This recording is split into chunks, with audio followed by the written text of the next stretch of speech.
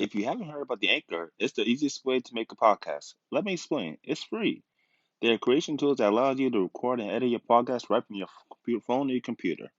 The Anchor will distribute your podcast for you, so it's easy to be heard on Spotify, Apple Podcasts, and many more. You can make money from your podcast with no minimum listenership.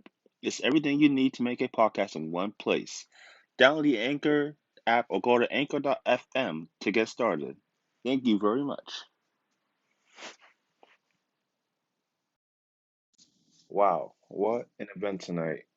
WWE very much delivered on our pay-per-view known as Hell in a Cell. Was truly a hellacious night. I mean, from start to finish, we have the Tribal Chief, the WWE Universal Champion Roman Reigns, defeating, well, better to say, obliterating his own cousin Jey Uso, while Jimmy suffered the beatings in that match also, forcing his own cousin to say, "I quit," even having his father's uncle and his other uncle, Alpha Asika of the Wild Samoans, come out there acknowledging him as the tribal chief. That to me was pretty emotional. And next up, we see Retribution having to decide which member will face off against one of the members of the Hurt Business. Of course, the United States Champion Bobby Lashley, putting his United States Championship on the line. Happy to say that he retained. You know, another match for the card. The Jeff Hardy Elias feud, I'm pretty sure it's going to continue from there. Jeff Hardy getting himself disqualified, hitting Elias with the guitar.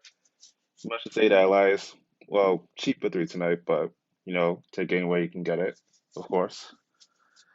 Oh man, and what a shocking match with the Otis and Miz Money in the Bank briefcase match. Wow, I never saw that coming between Tucker turning on his own partner, his own friend. Oh man, that I hope Otis gets some revenge, but now the Miz getting the win is now the new Mr. Money in the Bank, which also is a second time ever that the Money in the Bank briefcase has been changed hands in the match. The previous one was back in '07 when Edge defeated Mr. Kennedy on Monday Night Raw in April 2007.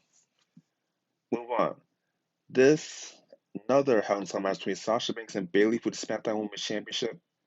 Wow, wow, wow, wow. They very much delivered on that match as well. Although a lot of spots were used, a ladder, steel chairs, candlesticks, tables, you name it, that match had it all. And what made it even sweet was Sasha Banks making her former best friend Bayley tap out, ending Bayley's 500 plus day title reign of the SmackDown Women's Championship, and Sasha declaring herself the new champion.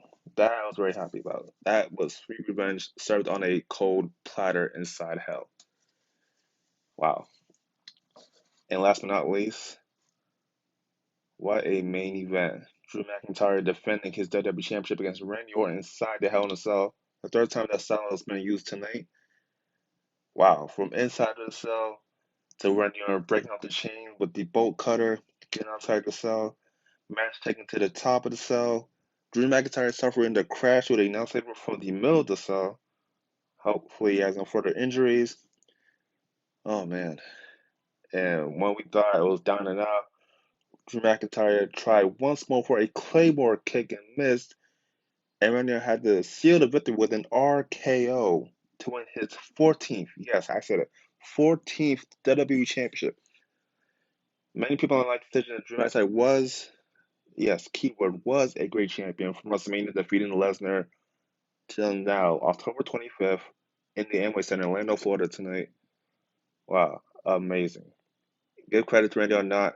This guy's been wrestling for over 20 years, 18 years in WWE itself, and still, out of all the great legends, superstars he has defeated, all this time Randy has still got it. As old as he gets, Randy just keeps getting better and better with age because that man can still move and still wrestle like he was back in 2003 when he became the youngest world champion in WWE's history.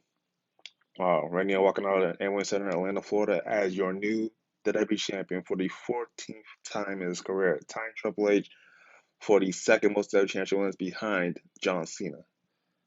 Well, hey guys, I said it right there, the results. Give me your thoughts, and did you enjoy the Hell in a Cell pay-per-view tonight? Did you dislike it? What you likes and dislikes? Comment, tweet, DM me on Instagram, Facebook, and on Twitter at Phenomenal1J.